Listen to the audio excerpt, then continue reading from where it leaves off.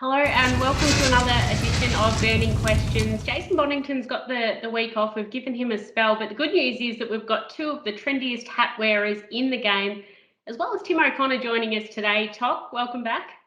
Yeah, and I thought I was part of that too. Maybe not. Anyway, I knew the boys would have the hats going, so I thought I'd pull that one out of the closet. The old Pomona Cricket Club. You could call it a baggie, but my head's swollen and pretty significantly in the last year. It's a bit of a tight fit, but anyway, thought I'd throw the hat on today for Burning Questions. Yeah, no, I stand by my original comment that Sally and Andy are the trendy hat wearers, whereas Andy Gath, fresh off a burning our best bets win. How are you this week? Yeah, no, I'm good, thanks, Kate.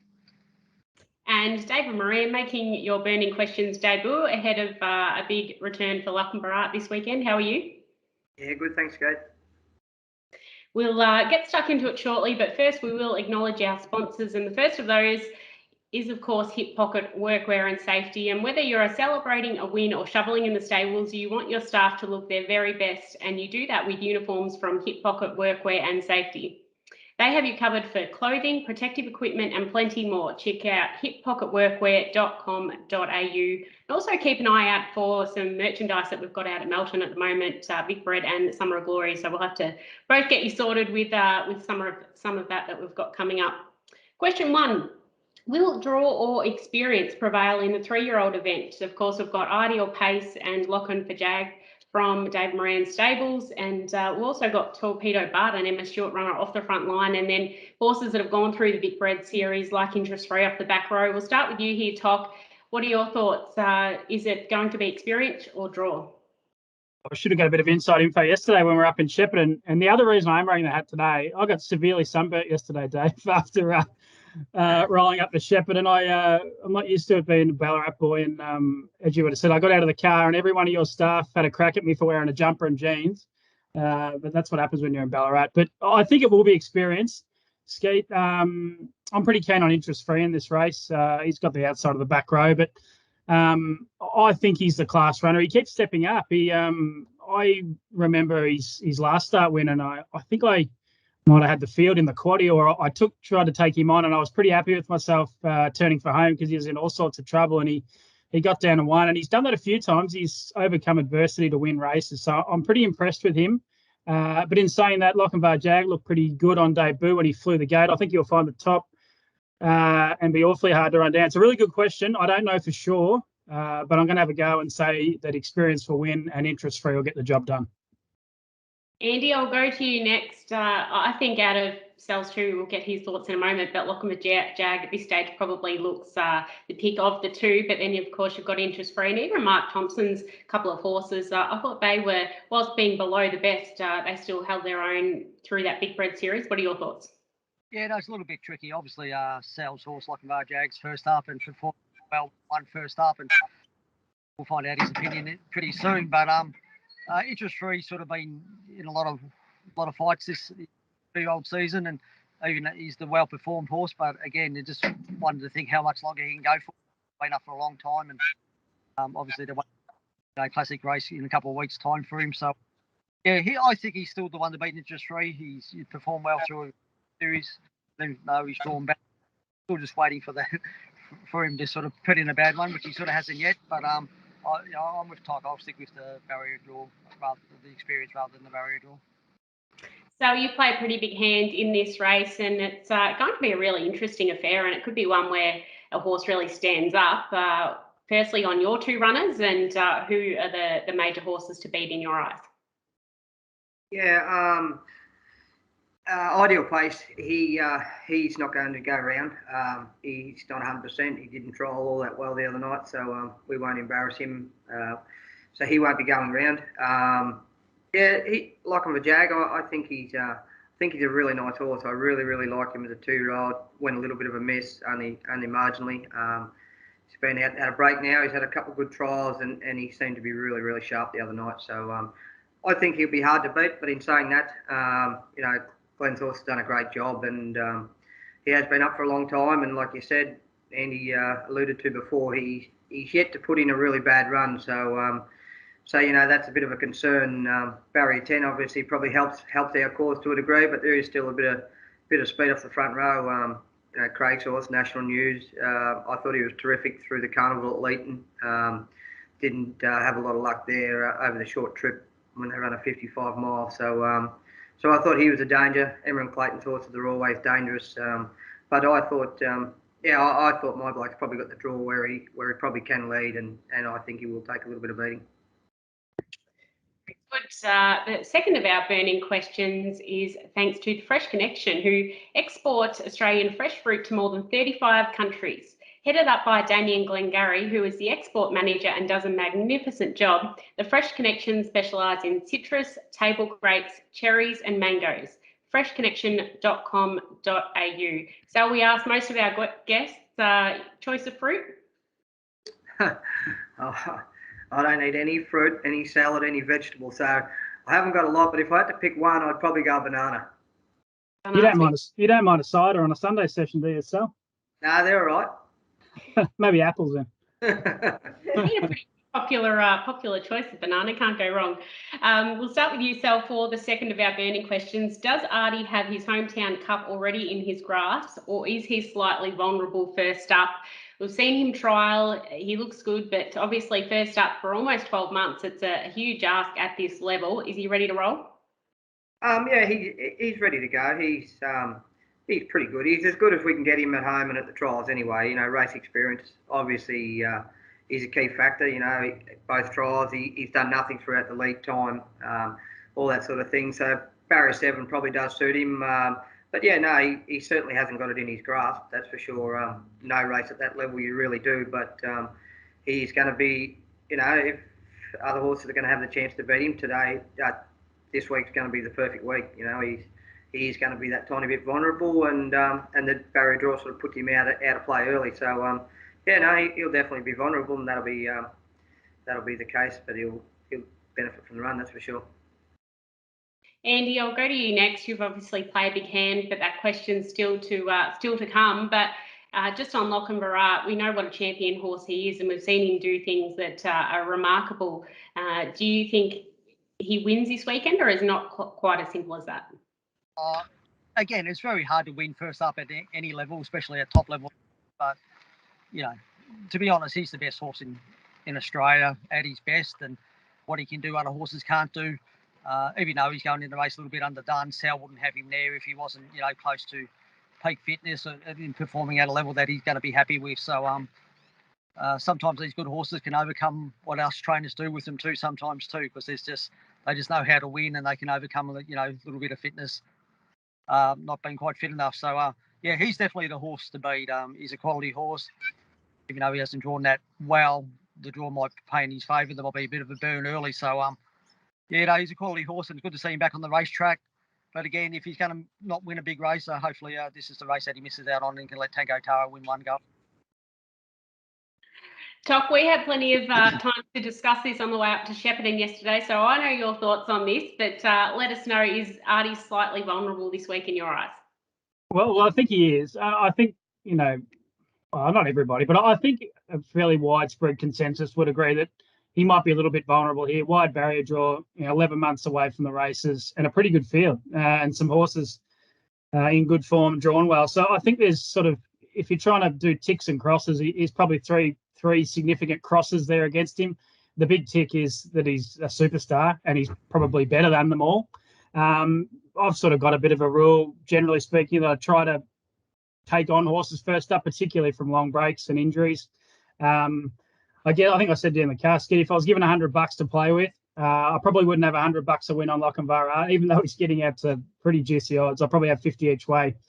Tango Tara, that wasn't before Andy opened the wallet. He was $8. He's into $5.50 now, so it might be an each way play. But I think I'd either not bet in the race and hope he wins and just enjoy the celebration, or maybe have a bet on Tango Tara. Yeah, it's going to be fantastic to see him back. I'm sticking with him. I think that we've seen him overcome things and win by spaces when he probably had no right to. So I'm sticking with Artie first up, and I think he can get the job done. And hopefully we get a great crowd at Shepparton just to witness him as well. The third of our burning questions is brought to us by APG. Obviously, they've got the yearling sales coming up. I'm heading out to Monty Burnett's to photograph a few of her draft next week, so looking forward to that. So make sure you check out the website there and have a look at all the yearlings up for offer. Andy, does Tango Tara hold the top, and can he win from out in front? Well, he'll be trying to hold the top. He's never had any decent draw since he's been in Australia, so we're not 100% sure of his gate speed, but he's quite a fast horse, high speed. So I think Mac Da Vinci's probably the only one that can cross him if he does get crossed. But if he's fast enough to lead, he'll be holding the lead. 2 starts ago, he was able to find the front. Admittedly, he was gifted the front off Supreme Dominator, and it sat on our back and couldn't run past us. And then it sat on Amazing Dreams back and was able to run past it. Lochabharat sat on our back and wasn't able to run past us. So but he'll be a lot fitter for that. So again, if he's fast enough to lead, we're keen to hold the lead. So simple as that. If he's not fast enough to lead, so be it. He'll just stay on the fence and just be driven for a little bit of luck. But we don't really know his gate speed too much, to be honest. And you must have been wrapped with his Bendigo performance. Obviously, it was quick last quarter, and he hit the line well. He did. He had a really soft run, and the tempo wasn't that quick, but still to make ground in a really fast quarter and ran past a horse and really beat him home convincingly. We'll put fun and just a bit of scratch on the crown up, had a shoe, so he'll run from Bendigo game Saturday night. Sal, how do you see the start of this race playing out? So we've heard from Andy there that Tango Tara will be hoping to hold the top. Do you think he has the speed too? And how do you see those first probably 300 or 400 metres? Yeah, I was very similar to Andy. I thought the only horse that could possibly cross him would be Mac Da Vinci. He seems to muster quick after 50, but it's very hard to gauge the gate speed at Menangle. Obviously, the mobile goes a hell of a lot quicker. So, when you're drawn right next to him down here in Victoria, it can be extremely hard compared to Menangle, where if you're a couple out. I noticed last week he came out sort of pretty level with him and then mustered really, really quick after the first 100. So it's a bit. It is a bit hard to get a guide. I guess we'll have to wait till the green light goes on, but I wouldn't be surprised if Tango holds up, and if he does, he's obviously the horse to beat. He's never had a lot of luck with barrier draws, and the only times you see him in front, he doesn't often get beaten. If he does, it's by a very small margin. So he's been he's been a really nice horse since he come over, and I think he'd be the one to beat if he was in front. That's for sure. Toc, you've already said that you're quite keen on Tango Tara on an each-way basis, although that price has been shortened a little bit. How do you see the start of this race playing out? Yeah, we need to get HRV to get these pays in a bit sooner. I'm sort of hanging out for the 15th of each month to. I could have had a couple of early bets this week, but not to be. I think he'll hold the front just. Mac Da Vinci, as Dave said when we were up there yesterday, I sort of went back and did his replays after that, and particularly his last day, he flew out, didn't he? He was amazing. You often hear drivers talk about, being further away, drawn 6 or 7 might have been a better advantage for him to get across. I don't know. Drawn right next to him in 2, you're going to have to be very quick. And I sort of subscribe to the theory that any fast horse, good horse is fast, sort of generally speaking, at the start as well. So I reckon Tango Tara can hold the lead. If he doesn't, I'm absolutely not phased at all. That's why I think he's just a really safe each-way bet. I think he's really suited in front and can win in front, but if not, can sprint quick, as we saw at Bendigo and numerous other times. So, yeah, I think he'll hold the lead, and I think he's going to be awfully hard to beat either way. The last of our burning questions is thanks to Felvo Fruits, who specialise in table grapes since the 1960s. Michael and Josie Felvo are keeping the tradition going, and everyone loves their grapes. Keep an eye out for Felvo Fruits. You'll love them. We've learned a lot of things throughout burning questions, and one of them is the difference between grapes and table grapes. So I can't actually remember what the answer is, but I do know at some point we learnt that. Andy, will Majestuoso be back to his best and dominate despite the second row draw? We haven't seen him for a little while, but we know how good he is at his best. Where is he at? Yeah, obviously, he probably had 2 or 3 runs, probably too many going into his last preparation. And his last run, he didn't go bad. He was really good on the clock, but he did have atrial fibrillation. And He didn't get beat by that far, so he went to the paddock, had a bit of time off. He seems, he goes really well fresh. He trialled Monday night at the trial, getting back eligible for this race. He trialled against the paces. He was really good on the clock and done it well. Yeah, he's a quality horse. We know he is. Inside the back rows, no favours, but he's in a race where there's not a hell of a Powder Keg's a really good progressive horse on the way up. He has got a little bit of speed inside him in the one they do get out okay. I'm pretty confident that you're going to get the true version on Majestuoso there Saturday night, and if you do, he's going to be fighting out the finish.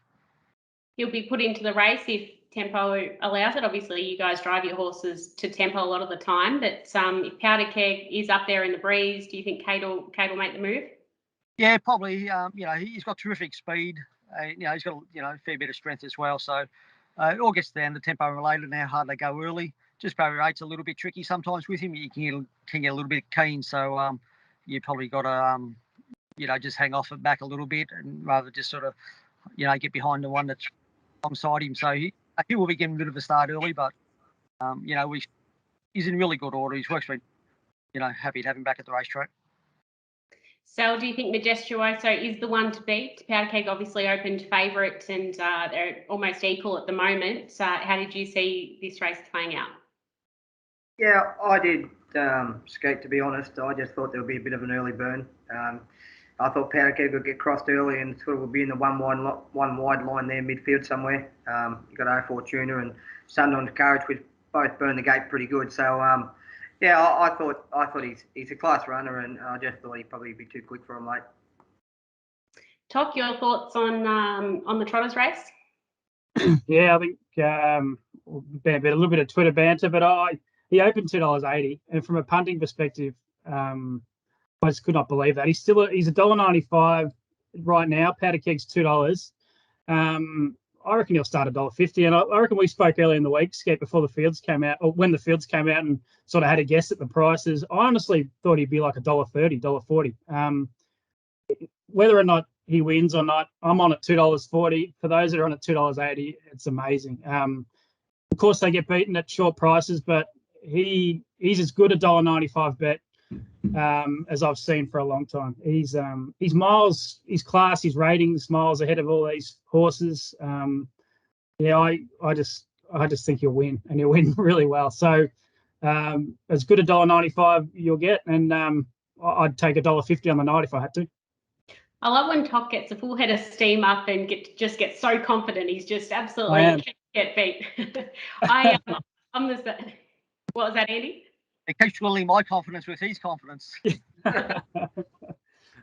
I'm the same. Look, I thought he'd be around the $1.60 mark, and I think he's the one to beat. At his best, we know he's very, very good. So he is my top tip in the race as well. Time for best bets, a segment that has been up and down, but Andy, you're on a roll. I think you've started off the year with a bang, and we'll go to you last because I just have a feeling that this could be the start of another huge run. My best comes up in race number 6. Rick Riley was unlucky and really good in the Bendigo Cup, was in the Sociola Sprint before that, and then super in the Cranbourne Cup. So gets him well with Geordie Leadham's Claim. I think it's a massive drop in grade, and he looks the one to beat Rick Riley. Toc, who's your best? I don't think I need to talk too much more. It's Majestuoso. I was going to say best of the year, but that's not much of a statement, is it? We're only a few days in, but he's the best of the year, Majestuoso. Yeah, Andy, I'd be really nervous with this level of confidence from Toc. Sal, your best on the program? I'm driving one in the first time. My name is Jeff. I actually thought he could probably find the top and would be really, really hard to beat. He's obviously for Russell Jack, and he has shown plenty of ability. Tell us a little bit more about him. Yeah, well, I've only driven him. I drove him one night in the trial, sort of thing. But he, he's sort of targeted some strong races, and he's gone through them series, and he's acquitted himself well. But he's been driven up the fence and that sort of thing. So he's probably his best attribute is when he does lead. So I thought he was a chance of finding the front and would be mighty hard to run down. He does look a really nice horse. Andy Gath, what's your best bet on the program, Shepparton Cup night? Please. Yeah. Firstly, Sal, if you're coming on the show, you've got to put the pressure on yourself and tip one that you train. So you should. But, we'll stick with the other one. You're hedging your bets a little bit, blaming Rusty if it goes no good. So I'll stick with one of mine, and it's a trotter, but it's Scallywag Sam. Sorry, Toc. This is not good. I think he finds race in last race. He's had a lot of injuries over his time, but he's in really good order. It's a race I think he'll find the top, and it's a race. So he'll be leading, Andy? I'd say so, yeah. He's got pretty good gate speed, and yeah, he was good in the Cobham Trotters Cup against quality opposition, and yeah, it is a big drop down in Class 3. Well, there you go. Hopefully we found 4 winners for you there. That's been another edition of Burning Questions. Thanks for tuning in, and make sure you catch all the action on Trots Vision over the weekend with the Shepparton Cup and then the Hamilton Cup on Sunday.